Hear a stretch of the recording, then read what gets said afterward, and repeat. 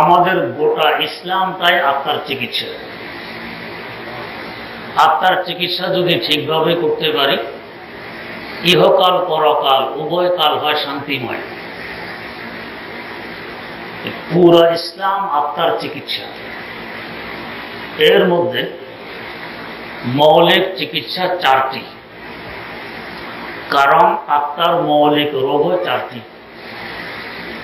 মৌলিক রোগের চিকিৎসা হয়ে গেলে অসংখ্য শাখাগত রোগেরও চিকিৎসা হয়ে যায়। যেমন ডায়াবেটিস একটি মৌলিক রোগ।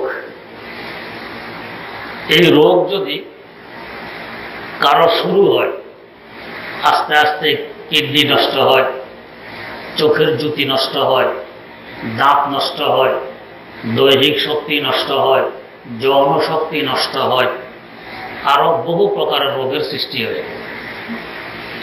এখন যদি আপনি ডায়াবেটিসের চিকিৎসা না করে শাখাগত রোগ চোখের চিকিৎসা করতেছেন, সাময়িক হয়তো কিছু উপকার হবে, কিছুদিন পর আবার শুরু হবে,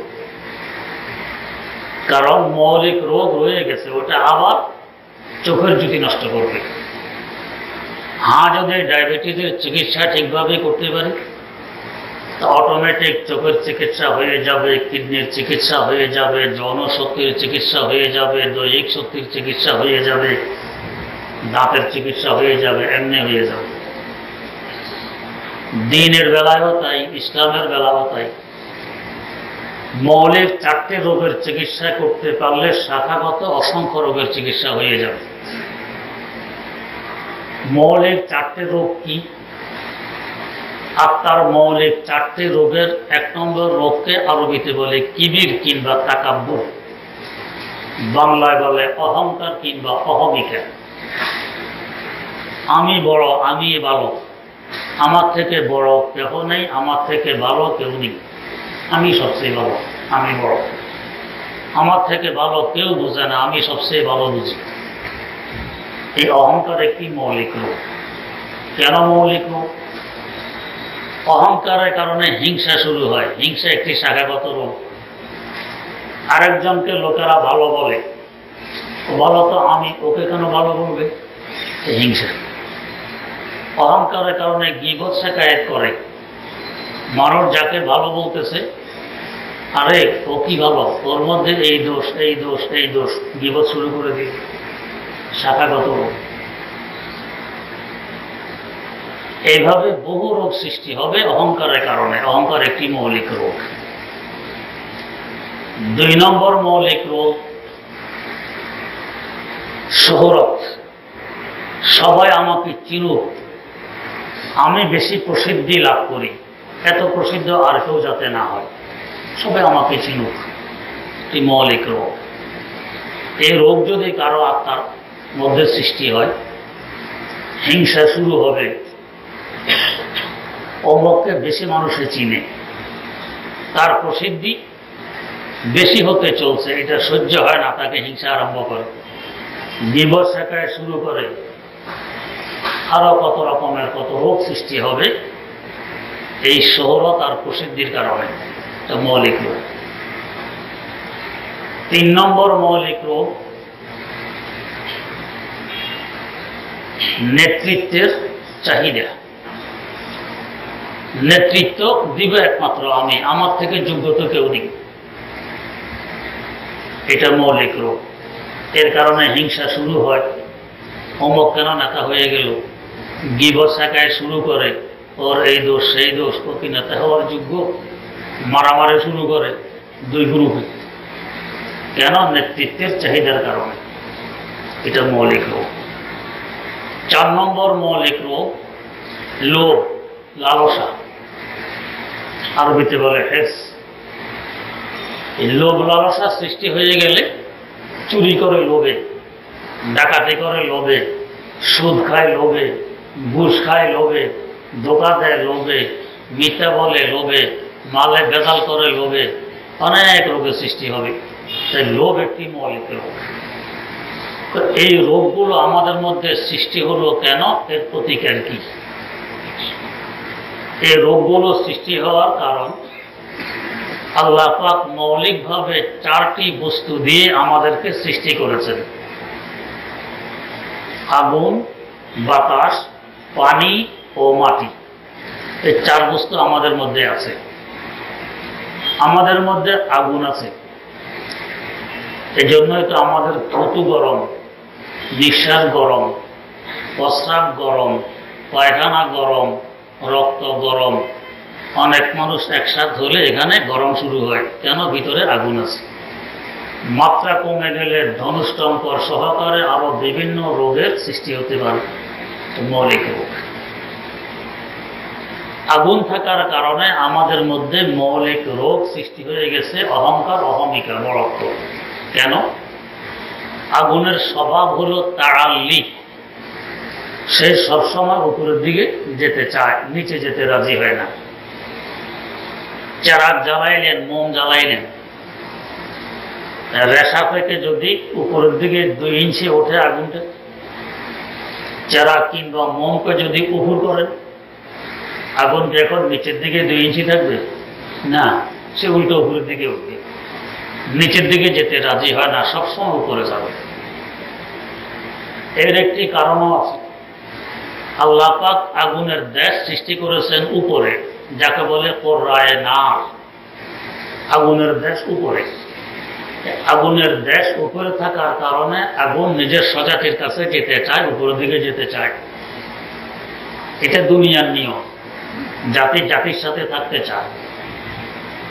ওনাদের হার জিনসে বা হাম জিনসে পরবাস, কবুতর বা কবুতর বাজে বাবাস, জাগো বা জাগা পুনম আওয়াজ হা, বুলবুলা বা বুলবুলা পরবাজ হা।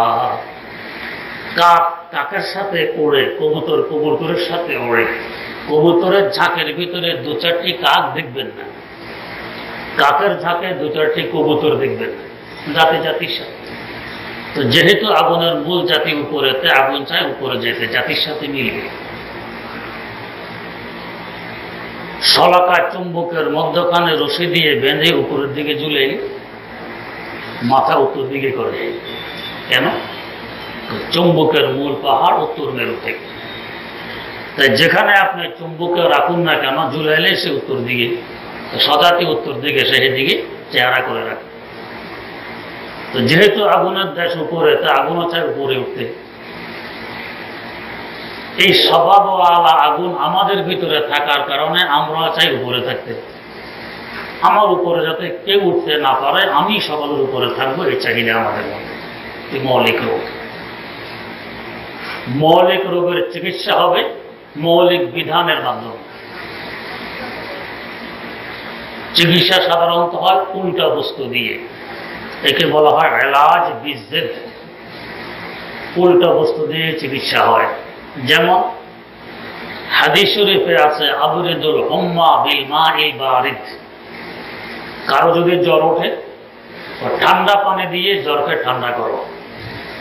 জ্বর উঠলে দেহ গরম হয়, ঠান্ডা পানি গরমের উল্টা, বিপরীত বস্তু। ঠান্ডা পানি দিয়ে ঠান্ডা করো। এক সময় জ্বর উঠলে ডাক্তাররা ঠান্ডা ধরতে দিত না, গোসল নিষেধ, ওযু নিষেধ, পানি ধরা নিষেধ। আমাদেরও ছোটবেলা জ্বর উঠলে বাস পানি ধরা নিষেধ, ভাত খাওয়া নিষেধ, ভাত খেতে দিত না, কথা কান্নাকাটি, ভাত খাওয়ার জন্য মা ভাত দেয় না, পিঠে ছিঁড়ে নেয়। এখন 6-7 ডিগ্রি জ্বর উঠে গেলে বরফ দিয়ে ঢেকে রাখে। আসল কথা এখন ফিরে এসছে। তো আবরিদুল হুম্মা বিল মাইল বারিদ, জ্বরকে ঠান্ডা পানি দিয়ে ঠান্ডা করো। উল্টা বস্তু দিয়ে চিকিৎসা হয়। অ্যান্টিবায়োটিক মানে কি? যে জীবাণুর বিপরীতমুখী আরেকটা জীবাণু ভিতরে ঢুকিয়ে দেওয়া হয়। আপনার পেটের অসুখ একটা জীবাণুর কারণে হয়ে গেছে, ফ্লাজিল খাবেন, এটা আরেকটা জীবাণু, এটা ওই জীবাণুর বিপরীত, ওটার সাথে গিয়ে মারামারি যুদ্ধ করে ওটাকে ধ্বংস করে। তাই অ্যান্টিবায়োটিক নিয়ম মাফিক খেতে হয়। সময় দরকার করবেন, উপকার হবে না। এবং কোর্স শেষ করার আগে শেষ করতে পারবেন না, আরো ক্ষতি হবে। কারণ যে জীবাণু কারণে আমি রোগী, ওই জীবাণু বুঝে ফেলেছে এই জীবাণুটা ঢুকলে আমার সাথে এরা যুদ্ধ করবে, মারামারি করবে। সে বুঝে ফেলেছে কখন ঢুকবে, ঢুকে কি করবে, এই জন্য সে আশ্রয় নিয়ে নেয়। এরা ঢুকে কিছু করতে পারবে, তাই কোর্স পুরো করতে হবে। উল্টা বস্তু দিয়ে চিকিৎসা করা লাগে। আগুন আমাদের মধ্যে থাকার কারণে তার প্রভাব বিস্তার করেছে, উপরে থাকবো, যাকে বলে কিবির, অহংকার, অহমিকা, আমি বড়। আল্লাহ পাক এই অহংকার নামক রোগের চিকিৎসার জন্য আমাদেরকে দিয়েছেন নামাজ। নামাজে মানুষকে নিচের দিকে নামায়। কিভাবে? প্রথমে এসে তাকবীরে তাহরিমার সময় হাত উপরের দিকে তুলবেন। কতটুকু তুলবেন? বুখারী শরীফে আছে, তুলবেন ইলা শাহমাতাই উযুনাইহি, 2 কানের লতি পর্যন্ত। আর মুসলিম শরীফে আছে কানের উপর পর্যন্ত। উভয় হাদিসের উপরে আমল করার জন্য হানাফি মাযহাব বলে বৃদ্ধাঙ্গুলি থাকবে কানের লতি বরাবর, অন্য আঙ্গুল হয়ে যাবে কানের উপর বরাবর। এমনকি কোন কোন কিতাবে লেখে আঙ্গুলের মাথা কানের লতির সাথে লাগিয়ে দাও। এটাকে আমরা বলি কানে ধরা। কানে ধরলে ইজ্জত বাড়ে না কমে? কমে। অপরাধীকে শাস্তি দেখো, কানে ধরো, ইজ্জত কমে। নামাজের শুরুতে কানে ধরা হইল, নিচের দিকে নামলাম 1 স্তর, এরপরে হাত বেঁধে নিলাম। কিভাবে বাঁধবো? তো কনিষ্ঠ এবং বৃদ্ধাঙ্গুলি দিয়ে হাতকে ধরো, বাকি 3 আঙ্গুল উপরে রেখে দাও। এটাকে আমাদের পরিভাষায় বলে হ্যান্ডকাপ লাগানো। পুলিশ যখন আসামি ধরে, তো পুলিশকে ঘুষ দেওয়া হয় হ্যান্ডকাপ যাতে না লাগায়, এটা বেইজ্জতি। আমি হ্যান্ডকাপ লাগাই দিলাম, 1 স্তর নিচে নামলাম, আরো বেইজ্জতি হইল। এরপর সূরা কেরাত শেষ করে রুকু করলাম, আরো নিচে নামলাম, 3 স্তর নিচে গেলাম। রুকু শেষ করে যখন সিজদায় গেলাম, 1 স্তর নিচে গেলাম, 4র্থ স্তর। এর থেকে নিচে যাওয়া তো আর বান্দার পক্ষে সম্ভব নয়। যেখানে মানুষ পা রাখে সেখানে আমি মাথা রেখে দিলাম, কপাল রেখে দিলাম, কত নিচে নামলাম। নামলাম তো নামলাম, নিচে নেমে আমি বলতেছি কি? সুবহানা রাব্বিয়াল আ'লা। আমি পবিত্রতা বর্ণনা করছি আমার ওই পালনকর্তার, যিনি উচ্চ মর্যাদাশীল, যার উঁচুতে আর উঁচু নেই। তিনি সকলের উঁচুতে, আমি সকলের নিচে। নামাজের মাধ্যমে নিচে নামানো হইল। আগুন বলে উপরে ওঠো, নামাজ বলে নিচে নামো। উল্টা বস্তু দিয়ে চিকিৎসা। তা নামাজ একটি মৌলিক স্তম্ভ। না হলে ইসলামে তো আরো ফরজ আছে। সত্য কথা বলা ফরজ, 17 টাকা ফরজ, কত ফরজ আছে। ওগুলো স্তম্ভ না। স্তম্ভ এই 4টি: নামাজ, রোজা, হজ, যাকাত। এটা মৌলিক রোগের চিকিৎসা, এই জন্য এটা স্তম্ভ। তো নামাজে আমার অহমিকা, অহংকারের চিকিৎসা করে। যদি আমি এভাবে নামাজের মাধ্যমে নিচে নামতে পারি, সব কিছু থেকে আমাকে ছোট বানাইতে পারি। হাদিস শরীফে আছে, মান তাওয়াযা লিল্লাহি রাফাআহুল্লাহ। আল্লাহর ওয়াস্তে যে নিজকে নিজে ছোট বানায়, আল্লাহ পাক তাকে বড় বানায় দেন। হযরত শেখ ফরিদউদ্দিন আত্তার রহমাতুল্লাহ আলাইহি বলেন, দানা পোস্ত ফেতাব জবরদস্ত তাশকুনাদ, কোষা চৌসার বরকাশাদে পোষে তাশকুনাদ, কোষা চৌসার বরকাশাদে পোষে তাশকুনাদ। ধান বুনাইল কৃষক, ধান নিজকে নিজে মাটির অন্ধকারে লুকিয়ে রাখে। বোনানোর সময় কিছু ধান লুকিয়ে যায়, চাষের সময় আরো ধান লুকিয়ে যায়, ময়ের সময় সব ধান মাটির নিচে চলে যায়, উপরে থাকে না। কেন? তো সে ভাবে আমি তো ছোট্ট একটি মাখলুক, কিসের অস্তিত্ব আমার? কোন শরমের চেহারা দেখে মাটির অন্ধকারে লুকিয়ে থাকতে চায়। তার এই বিনয়ী নম্রতাকে আল্লাহ পাক পছন্দ করে একটি বড় গাছ তার থেকে সৃষ্টি করে দিলেন। কোন কোন ধান গাছ এত বড় হয় যে মালিক ক্ষেতের ভিতরে ঢুকলে মালিকের মাথা দেখা যায় না, ধান গাছ আরো উঁচু। এখন ধান গাছ ভাবে আমি কত বড়, মালিক থেকেও বড় হয়ে গেছে। আল্লাহ বলেন, অহমিকা আরম্ভ করে দিয়েছে, অপেক্ষা করো, দেখো। ধান যখন পাকে, ধানের শীষ সব মাথা নিচের দিকে, আল্লাহ ঘাড় ভেঙে দিলেন। খোসা চৌসার বরকা সাধে কোষে তাসকুনা। এখন অহমিকে এসে গেছে, তাই গাড় ভেঙে দিলেন। যখন ছোট ছিল বড় বানায় দিলেন, যখন বড় ভাবতেছে গাড় ভেঙে দিলেন। হযরত রাসূল আকরাম সাল্লাল্লাহু আলাইহি ওয়াসাল্লাম যখন মেরাজ থেকে ফিরে আসলেন, যত উপর গেলেন তার উপর আর উপর নেই। অন্য কোনো পয়গম্বর পর্যন্ত এখানে পৌঁছতে পারেননি। জিজ্ঞেস করা হলে, হুজুর কিসের বিনিময়ে আপনি এত উপরে উঠলেন, সে কাজটি কি? জবাব দিলেন, আব্দিয়তের কারণে, বিনয়ী নম্র গোলামের কারণে। আমি আমাকে সবচেয়ে বড় গোলাম মনে করি, সবচেয়ে ছোট মনে করি। আল্লাহ পাক এর বরকতে এত উপরে নিয়ে গেছেন, যার উপরে উপর নেই। যারা এইভাবে নিজের আত্মাকে ছোট বানাইতে পারছে, আল্লাহ পাক বড় বানাই দিয়েছেন। একদিন এক ব্যক্তি যেতেছেন, মুফতি আজম ও কাসির কোরআন ফকিহ মিল্লাত আল্লামা মুফতি মোহাম্মদ শফি রহমতুল্লাহ আলাইহি জিজ্ঞেস করতেছেন, ভাই কাহা যা রায় হো, ভাই কোথায় যাচ্ছে? তো হযরত থানভী রহমতুল্লাহ আলাইহির খেদমতে যাই। কেন? যখন হযরতের মজলিসে বসি, দরবারে বসি, তো মনে হয় আমার থেকে ছোট পুরো দুনিয়াতে আর কেউ নেই। এমন মনে হওয়া ঠিক কি ঠিক নয়, এটা জিজ্ঞেস করতে যাব। हजरत मुफ्ती शफी रहमतुल्लाह अलैह बोलतेছেন, फिर मैं भी चलता हूँ, मेरा भी तो यही हाल होता है। তাহলে আমিও যাই, আমারও তো এই অবস্থাই হয়। অথচ মুফতি শফি কত বড় মানুষ। উনি একদিন কোথাও যাচ্ছেন, হযরত থানভী দেখতেছেন। থানভী ওনার পীর, পাশে আরেকজন আলেম। हजरत थानवी ওই আলেমকে জিজ্ঞেস করতেছেন, आप पहचानते हैं ये कौन साहब जा रहे हैं? उन्हें के जाচ্ছেন, আপনি কি তাকে চিনেন? तो जी हजरत ये मुफ्ती शफी साहब जा रहे हैं। जी चिने नहीं, मुफ्ती शफी साहब देते सर?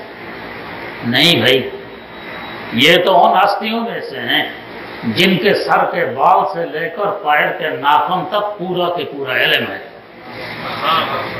ये तो ওদের মধ্যে একজন, যার মাথার চুল থেকে নিয়ে পায়ের নখ পর্যন্ত পুরোটাই ইলম, যার পীরে সাক্ষী দিতেছে, যার ইলমের। এই লোকটা কত বড়! 200-র উপরে কিতাব রেখে গেছেন। মাদ্রাসার প্রতিষ্ঠা করে গেছেন করাচিতে 100 একর জমির উপরে। 100 একর নেটে আছে, দেখবেন কিসের ভার্সিটি, কিসের কি সব ফেল এটার সামনে। যাই হোক, ইনিও বলতেছেন, চলো আমিও যাই, আমারও তো এই অবস্থা হয়, আমার থেকে তুচ্ছ, আমার থেকে ছোট তো আর কেউ নেই। দুইজন দেখেছেন। যাওয়ার পথে হযরত থানভীর আরেক খলিফা হযরত খাজা আজিজুল হাসান মজজুব রাহিমাহুল্লাহ, তার সাথে সাক্ষাৎ। ওনারা এই প্রশ্ন, তোমরা কই যাও? হযরত থানভীর খেদমতে। কি জন্য? তো হযরতের মজলিসে বসলে মনে হয় আমাদের থেকে তুচ্ছ, আমাদের থেকে কম মূল্যের দুনিয়াতে আর কোনো মাখলুক নেই। এটা ঠিক কি বেঠিক জিজ্ঞেস করতে যাচ্ছে। हजरत ख्वाजा अजीजुल हसन मजजूब रहमहुल्लाह बोलतेছেন, फिर मैं भी चलता हूँ, मेरा भी तो यही हाल होता है। তাহলে চলো আমিও যাই, আমারও তো এই অবস্থা। তিনজন হযরত থানভীর খেদমতে গেলেন, গিয়ে জিজ্ঞেস করলেন, হুজুর আপনার মজলিসে বসলে আমাদের মনে হয় গোটা কায়নাত আর সৃষ্টি জগতে আমাদের থেকে তুচ্ছ, আমাদের থেকে কম দামি, আমাদের থেকে ছোট আর কেউ নেই। এমন মনে হওয়া ঠিক কি ঠিক নয়, এটা জানতে এসেছি। এই কথা শুনে হযরত থানভী রহমতুল্লাহ আলাইহি জবাব দিলেন, ভাই মেরা ভি তো এই হাল হতা, আমারও তো এই অবস্থায় হয়, আমার থেকে ছোট আর কেউ নেই। চিন্তা করে কত ছোট বানাইছেন নিজকে নিজে, যার কারণে আল্লাহ পাক রাফাহুল্লাহ বড় বানাই দিয়েছেন। গোটা দুনিয়া সক্ষম এমন একটি বুজুর্গের দৃষ্টান্ত পেশ করছে। তো নামাজের মাধ্যমে আগুনের কারণে যে অহমিকা নামক রোগ সৃষ্টি, ওইটার চিকিৎসা হয়। এই জন্য নামাজ একটি মৌলিক স্তম্ভ, দ্বীনের 5টি খুঁটির একটি খুঁটি। 2 নম্বর, আমাদের মধ্যে আছে বাতাস। বাতাসের স্বভাব সারা দুনিয়ায় ঘুরবে, স্থির থাকবে না কোথাও। সবাই তাকে চিনবে, সারা দুনিয়ায় ঘুরবে যাতে সবাই তাকে চিনে। শহরত যাকে বলে, শহরত। সবাই চিনি।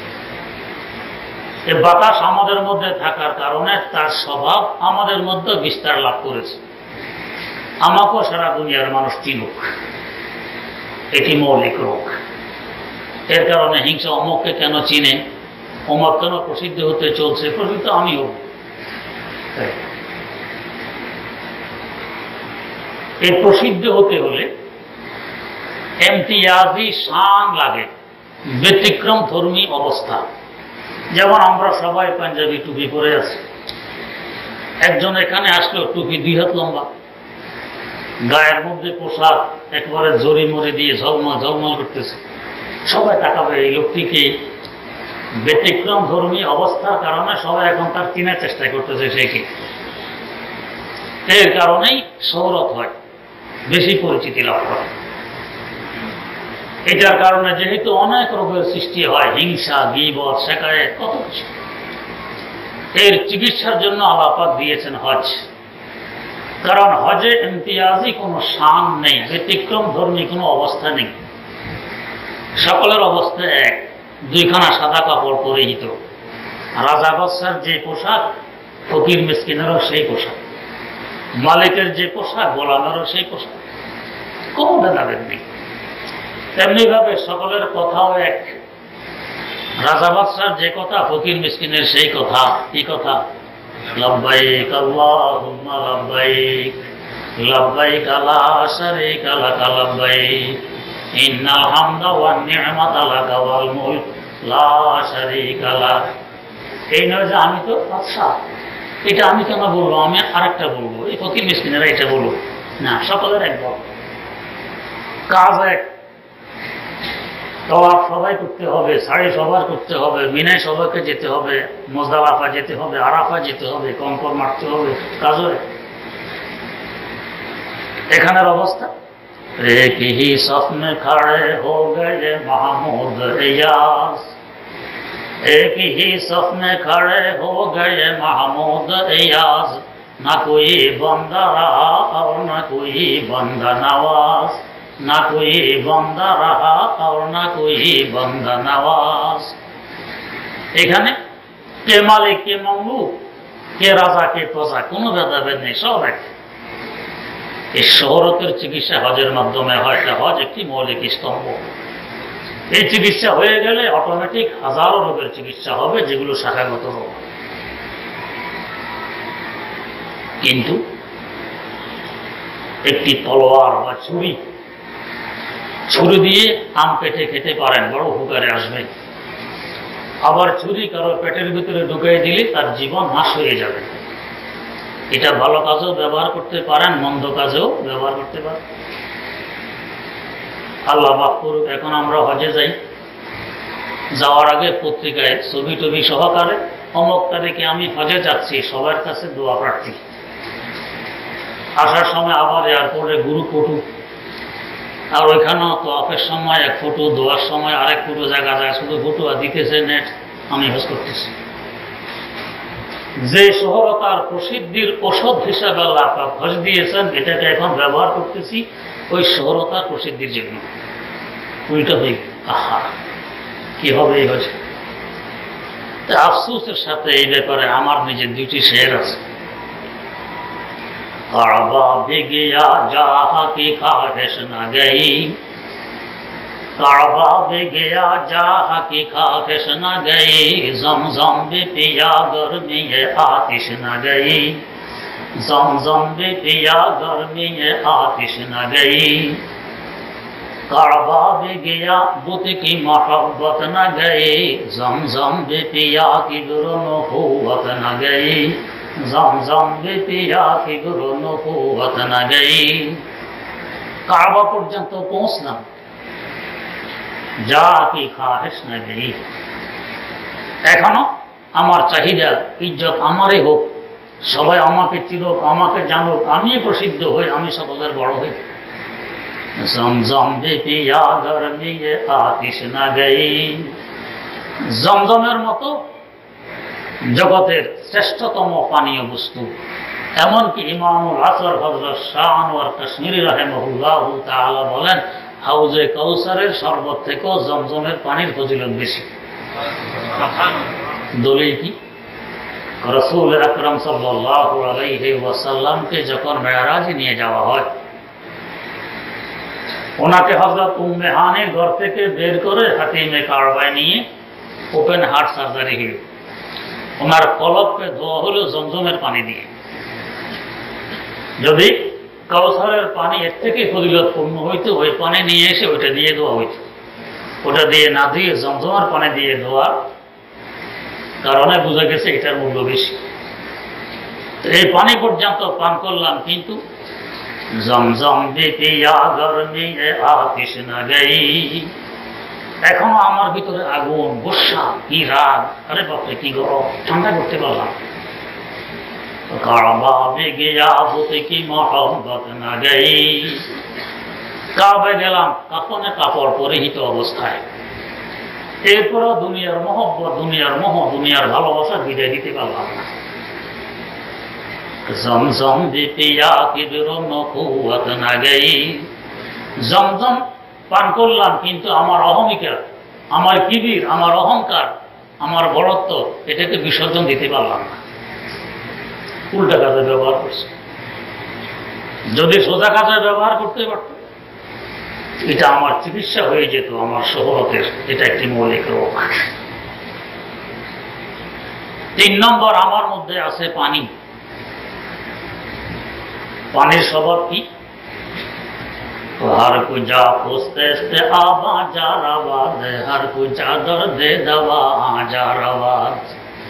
যেখানে নিচু জায়গা পানি সেখানে গিয়ে উপস্থিত, ঢেলে দিবেন, অটোমেটিক নিচু জায়গা থেকে গড়িয়ে চলে যাচ্ছে, পৌঁছবে সেখানে। এই পানি আমার মধ্যে থাকার কারণে আমার স্বভাব কি?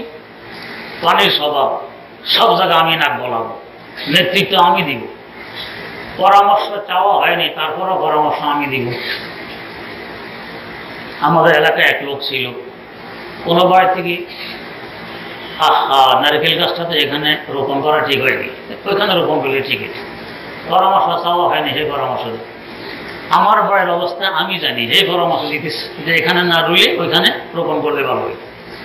খেজুর গাছ ছিলছে শীতকাল, রস বের শিলা তো হয়নি, এভাবে ছিললে ঠিক হয়েছে। এই শুধু পরামর্শ চাওয়া ছাড়াই পরামর্শ দিতেছে।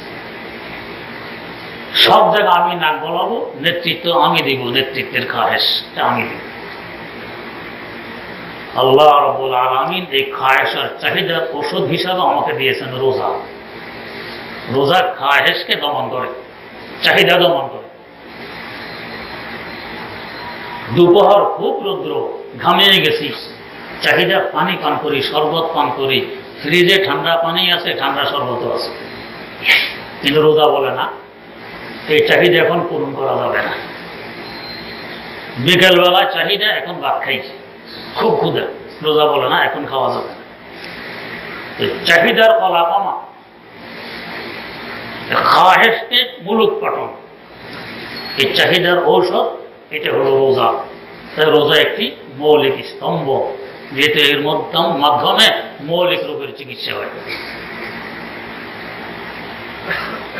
আমার সামনে এক লোক ফোন করতেছে এখানে, হ্যাঁ আমাকে সভাপতি বানাবেন না, তো কাকে বানাবেন? আমার থেকে যোগ্য কে আছে এখানে? চাহিদা, নেতৃত্ব একমাত্র আমার হবে, অন্য কেউ নেতা হতে পারবে না। হতে চাইলে যেভাবে হোক, জুলুম হোক, অত্যাচার হোক, মিথ্যা হোক, তাকে দমন করে দিতে হবে, শেষ করে দিতে হবে। এটা মৌলিক রোগ।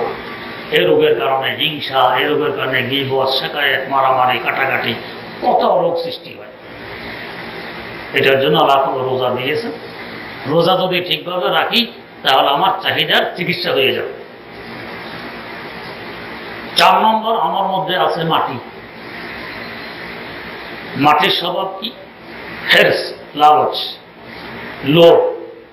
সে চায় সবকিছু আমার হয়ে যাক, অন্য কারো কিছু হোক, এটা মাটি চায় না। তাই দেখবেন সবকিছুকে মাটি হজম করে মাটি বানিয়ে গেলে আমার হবে। এমনকি যেগুলোর দরকার নেই, প্রয়োজন নেই, এটাও তার লাগবে।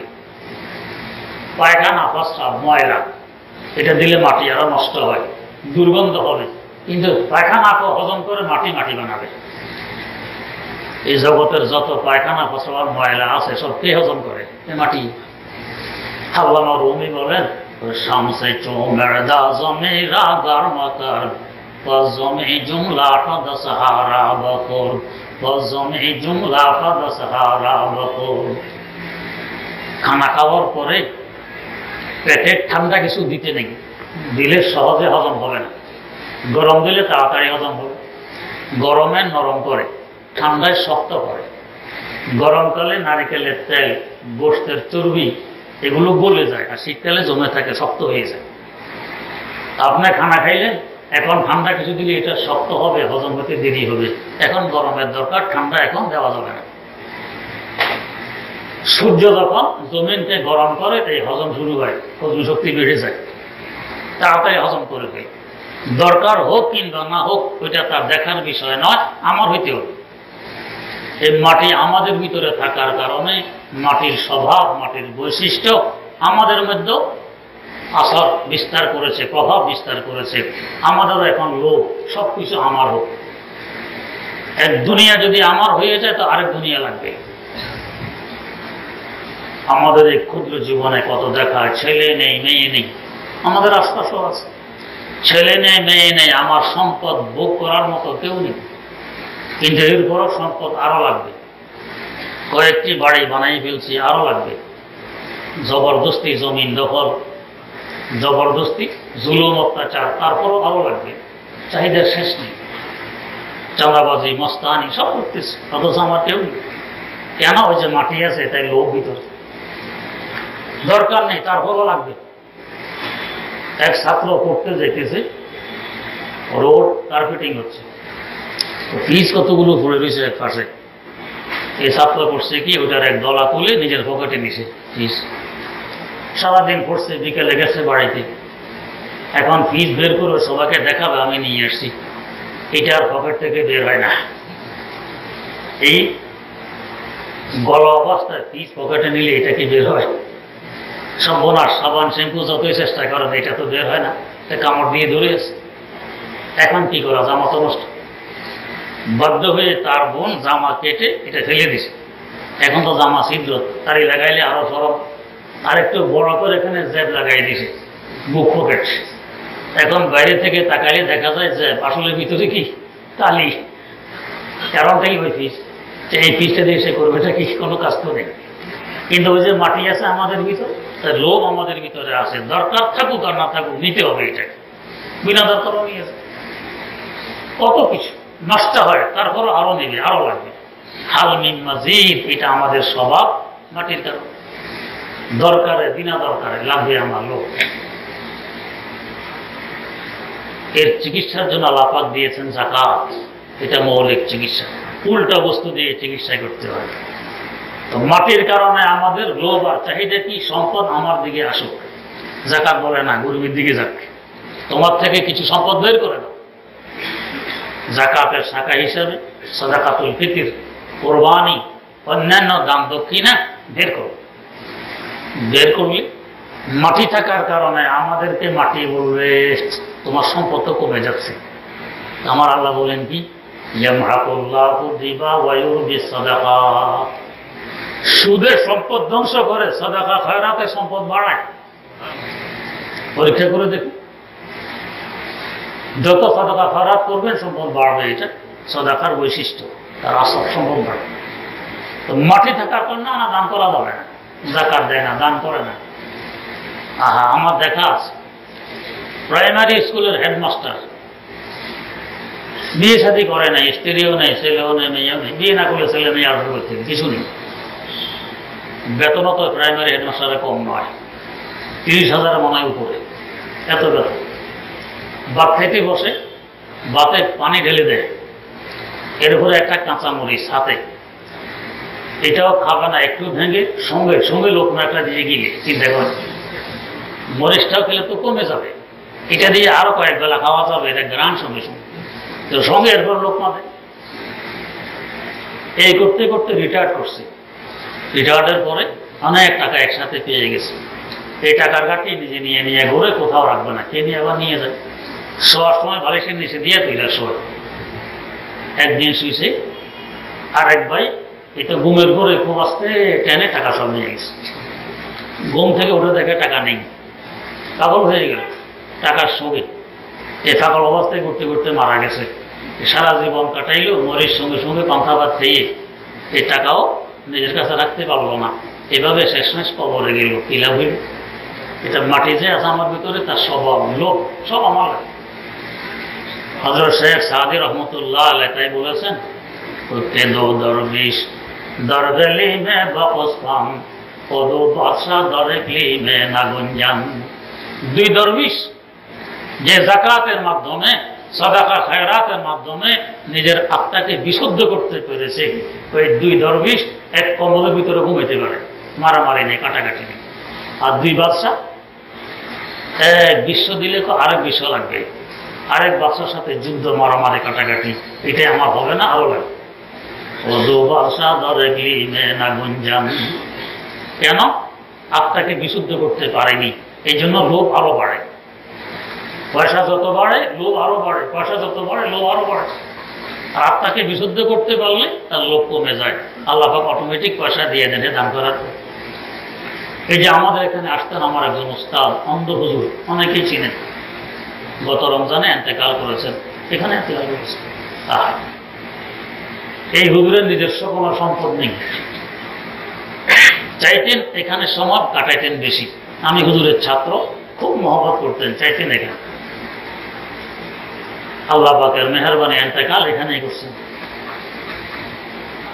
কিছু ছাত্রদেরকে উনি পড়ার খরচ দিতেন, মানুষের হাতে তোফা দিলে উনি আবার ছাত্রদেরকে দিয়ে দিতেন, জামা দিয়ে দিতেন, লুঙ্গি দিয়ে দিতেন, বলে দিয়ে দিতেন। ওই সাবাত আমাদের একটি মাদ্রাসা আছে, ওই এক ছাত্রকে দিতেন এবং বলছেন, দাওরায়ে হাদিসের সব কিতাব তোমাকে আমি খরিদ করে দেব। ইন্তেকালের পরে হুজুরের ব্যাগ এখানে ছিল, ব্যাগের মধ্যে এই পরিমাণ টাকা পাওয়া গেছে, যেটা দিয়ে ওই দাওরায়ে হাদিসের কিতাবগুলো খরিদ করা যায়। হুজুরের একজন মাত্র ছেলে, ওই টাকাগুলো ওই লোককে দিয়ে দিস, ওই ছাত্র তাহলে গেলেন। আর হুজুরের মিরাসের মধ্যে দুইটা লুঙ্গি, দুইটা জামা ছিল, একটা রুমাল ছিল, একটা পাগড়ি, তো আমি দিয়েছিলাম, এগুলো ছিল। আর মিরাসে কিছু নেই, বাড়ি করে কিছুই করেননি। বাড়ি একটা করছিলেন টঙ্গি, এটা বিক্রি করে তো মাদ্রাসা দিয়েছেন, কিছু রাখেন। কিন্তু চলতে কি সমস্যা হয়েছে, কারো কাছে হাত পাততে হয়েছে, কিছু করতে হবে, শাহী ঠাক বাটে চলে দুনিয়া থেকে বিদায় নিছে। তো আত্মাকে যদি বিশুদ্ধ বানাইতে পারি, লোভ আমার থেকে দূরীভূত হবে, আল্লাহ পাক আমাকে অটোমেটিক সম্পদ দেবেন, সম্পদ আমার পিছনে দৌড়বে, আমাকে সম্পদের পিছনে দৌড়তে হবে। আর যদি আত্মাকে বিশুদ্ধ করতে না পারি, আরো লোভ, মারামারি, কাটাকাটি। এক সময় আঙ্গুল খুলে কলা গাছ হবো, হঠাৎ এমন 10 নামবে, এখন আমি পথের ফকির। ইতিহাস সাক্ষী, আব্বাস এই খলাফাদের মধ্যে একজন খলিফা, অর্ধ জাহান চলতো যার ইশারা, যার হুকুমে, কি প্রতাপশালী খলিফাতুল মুসলিমিন। আর এক সময় তিনি বাগদাদের জামে মসজিদের সামনে বসে বসে ভিক্ষা করে খেয়েছেন। ক্ষমতা চলে গেছে, আরেকজন দখল করে নিয়েছে, বেচারা চলার কমানে শেষ মধ্যে ভিক্ষা করে খেতে হয়েছে। তো লোভ এমন একটি রোগ, মৌলিক রোগ, এই রোগে হাজারো শাখাগত রোগের চিকিৎসা হয়ে যায়। আল্লাহ রাব্বুল আলামিন তার চিকিৎসার জন্য দিয়েছেন যাকাত। এই লোভ, এটা চিকিৎসা যাকাতের মাধ্যমে হবে। লোভে বলে সম্পদ তোমার দিকে আনো, যাকাত বলে তোমার থেকে বের করো, চিকিৎসা হবে। তাই নামাজ, রোজা, হজ, যাকাত, এই 4টি হল ইসলামের স্তম্ভ, মৌলিক ফরজ। এর বাইরে আরো ফরজ আছে, ওগুলোকে স্তম্ভ বলা হয়নি, কারণ ওইগুলি মৌলিক রোগের চিকিৎসা নয়, শাখাগত রোগের চিকিৎসা। আর এগুলো মৌলিক রোগের চিকিৎসা। যদি আমরা এই মন মানসিকতা নিয়ে এই 4টি ইবাদত ঠিকভাবে আঞ্জাম দিতে পারি, ইনশাআল্লাহ আত্মার মৌলিক চিকিৎসা হবে। তখন দেখব শাখাগত বহু রোগ অটোমেটিক দূর হয়ে গেছে, চিকিৎসা হয়ে গেছে। তবে এই মন মানসিকতা নিয়ে এই 4টি আমল নিজে নিজে করতে গেলে সাধারণত হয় না। আরেকজনের শরণাপন্ন হয়ে, আরেকজনের পরামর্শ সাপেক্ষে এগুলো করলে সহজ হয়ে যায়। হুজ্জাতুল ইসলাম হযরত মাওলানা ইসমাইল শহীদ রহমতুল্লাহ তার উস্তাদ সিরাজুল হিন্দ শাহ আব্দুল আজিজ মুহাদ্দিস দেহলভী রহমতুল্লাহ আলাইহি এই ছাত্রকে টাইটেল দিয়েছেন হুজ্জাতুল ইসলাম, ইসলামের দলিল। ইসলাম যে হক এবং সত্য একটি ধর্ম, একটি দিন, এর দলিল হলো ইসমাইল মুসলমান। না হয় এমন বিজ্ঞ, এমন ব্রেনিয়ান একটা মানুষ, ইসলাম যদি হক না হতো সে এটা মানত না। এই জন্য তার লকব, তার উপাধি, তার টাইটেল হুজ্জাতুল ইসলাম, ওস্তাদ দিয়েছেন এই টাইটেল। উনি মুরিদ আল্লাহ হযরত সৈয়দ আহমদ শহীদে বালাকোট রহমতুল্লাহ আলাইহি। ইসমাইল শহীদ রহমতুল্লাহ আলাইহির আরেক সাথী, এই মুহূর্তের নাম ভুলে গেলাম, আব্দুল হাই রহমতুল্লাহ আলাইহি, একসাথে পড়তেন। ওনাকে টাইটেল দিয়েছেন শাইখুল ইসলাম, ইসলামের মুরব্বী। এই দুই ছাত্র, একজনের টাইটেল হুজ্জাতুল ইসলাম, ইসলামের দলিল, একজনের টাইটেল শাইখুল ইসলাম, ইসলামের মুরব্বী, ওস্তাদ দিয়েছেন। তো দুই সাথী একই পীরের মুরিদ। একদিন গিয়ে বলতেছেন, হুজুর আমাদেরকে 2 রাকাত নামাজ পড়াই দেন। এত বড় এত বড় এত উঁচা পায়ার আলেম পীরের কাছে এসে বলতেছেন 2 রাকাত নামাজ পড়াই দেন। তো বললেন, যাও উজু করে আসো। আসছেন তো এবারে বড়, দুইজনে 2 রাকাত নামাজ পড়ে সালাম ফিরে বললেন, হুজুর জিন্দগিতে কত নামাজ পড়ছি, এমন নামাজ তো আর পড়া ভাগ্যে জোটেনি। কলিকাতায় এক লোক থাকতো, ভারতে প্রসিদ্ধ এই লোকের নামাজ সুন্দর, মানুষ দূর দূর থেকে তাকে দেখতে আসতো, এত সুন্দর নামাজ পড়ে, বড় সুন্দর নামাজ। হাকিমুল উম্মত মুজাদ্দিদুল মিল্লাত হযরত শাহ আশরাফ আলী থানভী রহমতুল্লাহ আলাইহি কোন কাজে কলিকাতা আসছেন। তো হযরত ভাবলেন, লোকেরা ওই লোকের দেখতে যায়, নামাজ সুন্দর, আমিও দেখি লোকটা কেমন। তো সে নামাজ পড়তে কলিকাতা আলিয়া মাদ্রাসার মসজিদে। হযরত থানভী এখানে আসছেন। তা থানভীকে দেখে নামাজের সময় কেউ আর নামাজ পড়াতে রাজি হয় না। হযরত বলেন, আমি মুসাফির মানুষ, পড়বো 2 রাকাত, তোমরা পড়বো 4 রাকাত, ফেঁস লাগে। কয় না, অসুবিধা, আমরা 4 রাকাত পড়ে নিব, পরে আপনি নামাজ পড়ান। হযরত থানভী পড়ছেন। হযরতের একটা দায়, হযরতের পিছনে ওই সুন্দর নামাজওয়ালা মুসল্লিও ছিল। নামাজ শেষে ওই মুসল্লি বলতেছেন, আমি এই কথা জানি মানুষেরা ভাবে আমার নামাজ সুন্দর, অনেকে আমাকে দেখতে আসে, আমার নামাজ সুন্দর। আজকে যে মাওলানা থানভী 2 রাকাত নামাজ পড়াইলেন, যদি উনি এই 2 রাকাত নামাজ আমাকে দিতে রাজি হন, আমি আমার সারা জিন্দগির সুন্দর সকল নামাজ তাকে দিয়ে দিতে রাজি আছি। চিন্তা কর, নামাজের এত দাম কেন? মান কামালাম আজ কামালে হাজিয়াম, মান জামালাম আজ জামালে হাজিয়াম, মান জামালাম আজ জামালে হাজিয়াম। হযরত হাজী এমদাদুল্লাহ মুহাজির মক্কি রহমতুল্লাহ আলাইহির মুরিদ, ওনার খলিফা, ওনার সোহবত, ওনার সংসদ, ওনার পরামর্শে থানভীকে এই মকামে পৌঁছে দিয়েছেন। ওই সুন্দর নামাজওয়ালা বলে সারা জীবনের নামাজ দিয়ে দিব, উনি যদি 2 রাকাত নামাজ আমাকে দিয়ে দেন। তো সাধারণত নিজে নিজে হয় না, আর একজনের সংসদ লাগে, সোহবত লাগে, সান্নিধ্যে থাকা লাগে। আপনারা শুনেছেন হয়তো আমার মুখে এখানে, হযরত নিজামউদ্দিন আউলিয়া রাহিমাহুল্লাহ অসুস্থ, চিকিৎসা হয় না, রোগ বেড়েই চলছে।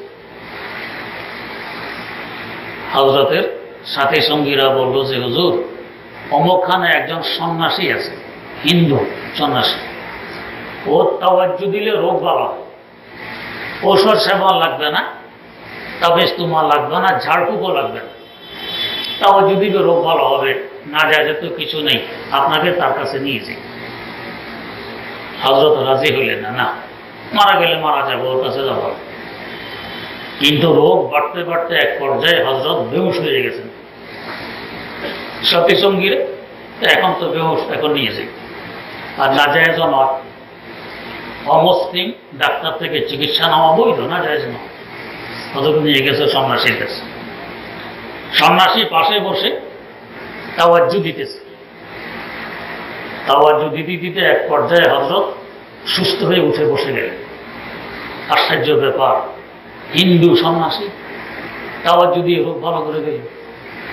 তো হযরত তো জিজ্ঞেস করলেন, বেটা এই গুণ তুমি কিভাবে অর্জন করেছো, তাও যদি রোগ ভালো হয়? এক কাজের বিনিময়। কি কাজ? আমার নফস আমাকে যা বলে আমি তার উল্টা করি, নফসের কথা শুনি না। নফস বলে এখন ঘুমাও, এখন ঘুমাবো। আরেক সময় নফস বলে এখন খাও, এখন খাবো। নফস যা বলে আমি তার উল্টা করি। এর বরকতে ভগবান আমাকেই গুণে গুণান্বিত করেছে। দেখো তো ভগবান। হযরত বলতেছেন, বেটা ইসলাম গ্রহণ করতে, মুসলমান হতে নফস বলে না? এটা তো বলে না। তো সকল কাজ নফসের বিরুদ্ধে করো, এটা করো না কেন? সকল কাজ নফসের বিরুদ্ধে করার কারণে এই গুণে গুণান্বিত হয়ে গেছো, একটা বাদ রাখছো। এটা করে দেখো কত গুণে গুণান্বিত হবে। এখন হিন্দু সন্ন্যাসীর অবস্থা যেন বলতেছে, জাযাকাল্লাহ কে চশমম বাজ কর দি, মোরা বাজান যা হাম রাজ কর দি, মোরা বাজান যা হাম রাজ কর দি। তো আল্লাহ বলি, আল্লাহ আপনাকে উত্তম প্রতিদান দান করুন। আপনি তো আমার দিব্য চক্ষু খুলে দিয়েছেন। মোরা বাজান যা হাম রাজ কর দি, আমার বাস্তব উপাস্যকে, মালিককে তার সাথে পরিচয় করে দিয়েছেন। আমি তো দেখতেছি, আমি এতক্ষণ যাবৎ জাহান্নামের কিনারায় ছিলাম, আপনার জান্নাতের কিনারায় নিয়ে আসছেন। আর একটা ধাক্কা দিলেই তো আমি জান্নাতে পৌঁছতে পারি। কথা হলে পড়ে না, লা ইলাহা ইল্লাল্লাহু মুহাম্মাদুর রাসূলুল্লাহ। সন্ন্যাসী কলমা পড়ে মুসলমান হয়ে গেছে। কোথা থেকে কোথায় পৌঁছলো? একটু আগে জাহান্নামের ঘড়ি, এখন জান্নাতের মালিক। ওই সামান্য একজনের সংস্রব আর সোহবত, একজনের সান্নিধ্যে থাকার বরকত। এই জন্য ইসলামের শুরু থেকে নিয়ে আজ পর্যন্ত এই সিস্টেম। ওয়াকুনু মা'আস সাদিকিন, সত্যবাদীদের সংসদ এখতিয়ার করো, তাদের কাছে বেশি বেশি সময় থাকার চেষ্টা করো, পরিবর্তন করো। যাই হোক, বলতেছিলাম মৌলিক 4টি মারাত্মকতম রোগ আত্মার রোগ। এই রোগের চিকিৎসার জন্য মৌলিক 4টি ইবাদত আল্লাহ পাক দিয়ে দিয়েছেন। আর এক আল্লাহর ওলির সংসদ আর সোহবতের মাধ্যমে এই ইবাদতগুলো আঞ্জাম দিলে সহজে আত্মার মৌলিক রোগের চিকিৎসা হয়ে যায়। আল্লাহ রাব্বুল আলামিন আমাদের সকলকে তৌফিক দান করুন।